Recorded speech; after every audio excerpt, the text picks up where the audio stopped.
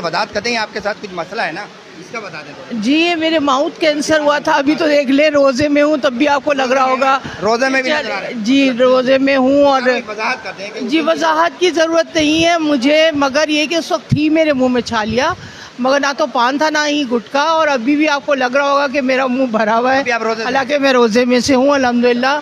ये मुंह के कैंसर के बाद से जो ना मुंह खुश रहने लगा है, मेरी कीमो भी हुई है, तो इसको खामखा नॉन इशू को इशू बनाया है।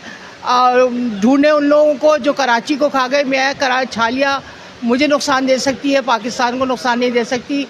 जिन्होंने खंडाची बना लिया, पाकिस्तान का ख़जाना खा गए, पाकिस्तान के असासे खा गए, पाकिस्तान को निगल गए, उनका एहतसाब करना चाहिए, ना कि नॉन इश्यूज़ को इश्यूज़ बनाना चाहिए। चले मुहाजिर कौम को कोई मैसेज देते हैं जो कि इस वक्त मुंतशिर हुई हुई है। जाहिर सी बात है, एक आप लोगों के ऊपर उसका ट्रस्ट है, वो ट्रस्ट जो है वो हाथ से निकल रहा है, उसके हवाले से क्या कहेंगे?